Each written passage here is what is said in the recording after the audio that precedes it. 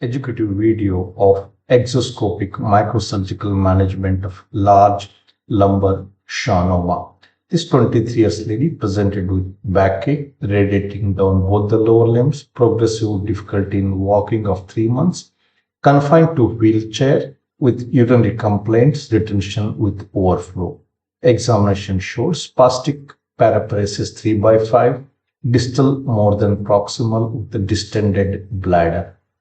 With this, she was investigated with the first MRI whole spine, showed a large intradural lesion extending from L1 to L3, more situated on the right side, with significant pressure on the conus medullaris and the cauda roots as shown in these images, with the scalloping of the body, posterior body of L1, L2 and L3 bodies. These are the sagittal, coronal and axial images of the MRI scan showing the location and extent of the tumor. Tumor is situated on the right side. With this, she was taken off for surgery in a prone position. She underwent L1 to L3 midline laminotomy and dura mater opened the midline, exposure of proximal and distal ends of the tumor, opening the arachnoid and complete excision of the tumor after separation from this conus and cauda equina roots. We prefer to do in these cases, extensive cases, laminotomy, replacement laminotomy. We cut the laminae and interspinous ligaments with the craniotomy cutter, both sides, and the laminae with interspinous ligaments and flavum on both sides, and whole of the laminae is elevated in one piece and anchored onto the back. Now the dura mater is exposed and the dura mater is opened in midline, taking care not to injure the arachnoid. With the angled scissors, the dura mater is opened and dural stay sutures are put and dural edges are retracted. Either you can use this micro scissors to open the dura, or you can use the tooth forceps and split the dura in the midline. Either way it can be done. During this process, we should never injure the roots or the cord and the blood vessels on the surface of the neural elements, that's cord and the nerve roots in the lumbar region. The opened dura is retracted with dural stay sutures as shown here from superior to inferior, and the conus and cauda equina roots are completely exposed as shown here. You can see the tumor located on the right side. And next most important step is to open the arachnoid completely from superior to inferior. Always in these cases, we need to expose this upper border and lower border completely so that we can excise these regions completely, comfortably and safe.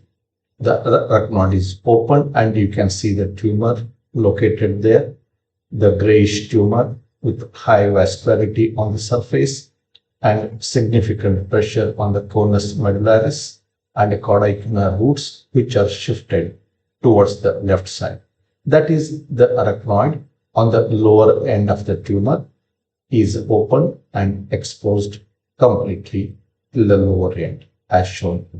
Now you can see that's the surface of the tumor and the arachnoid being opened till the lower end of the tumor.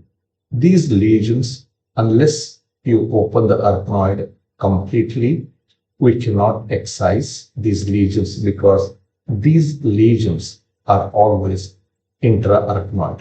Opening the arachnoid is of utmost importance. That is, the lower end of the tumor is exposed. You can see the nerve root there.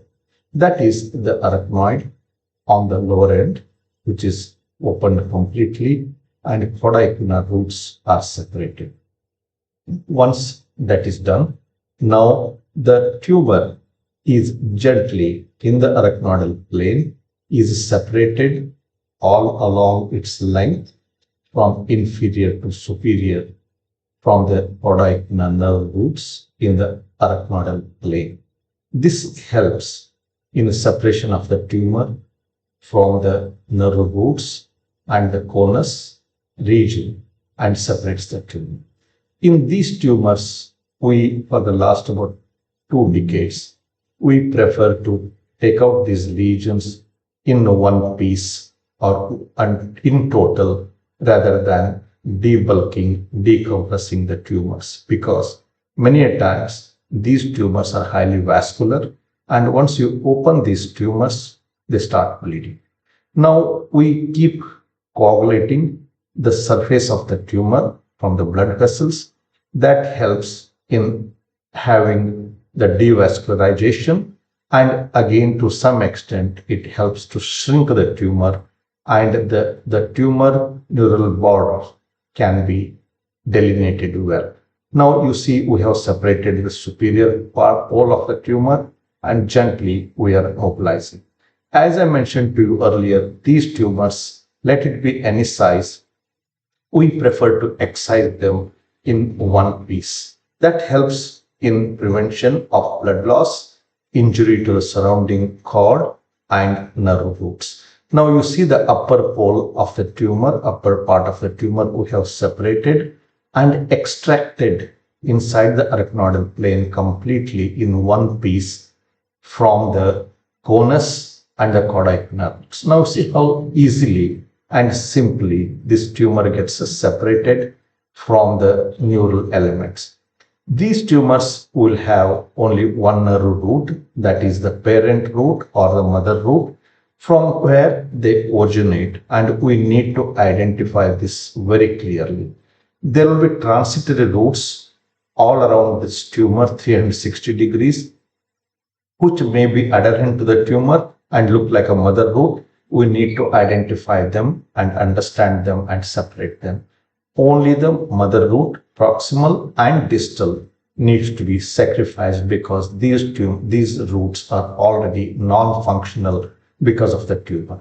Now you see we are disconnecting the proximal parent root or mother root from the tumor after identifying that, and coagulating the nerve root because it gets the blood supply. You can see significant blood supply going to the tumor from this parent root proximally or the mother root. The mother root is identified, coagulated and dissected completely and cut and separated. Once we do that, now you see the tumor is completely detached superiorly from the superior pole. Now similar procedure we need to do in the lower part and try to understand and see the lower parent root or lobe. How easily, once you detach it from the parent root, the tumor gets easily separated, and the surrounding transitory roots or adherent normal roots, they can be separated, and the tumor can be separated from these roots. The exposed nerve roots are protected with a wet cotton so that they don't get injured during the process of dissection. Now you see these are the transitory adherent roots anterior to the tumor. They are gently separated. Now almost the upper and mid pole are separated. Now we need to separate the lower pole of the tumor. Again, gently it is elevated in the arachnoidal plane. The lower roots are protected with the wet cottons, and the lower pole of the tumor, now you see, is gently lifted up, and we need to identify the lower parent root or inferior parent root or distal parent root. That is a distal parent root which is confirmed and coagulated, and you can see the blood vessels on the root. Up to 1 centimeter from the tumor and root junction, we coagulate and cut. We should not cut it very near to the tumor because sometimes these tumor cells extend into the nerve root and there may be a recurrence distally at later date. Now the distal parent root or mother root is completely taken out. proximally it is taken out, separated in the subarachnoid space. You can see the vascularity of the tumor. Now you see both the ends of the tumor is completely exposed and detached.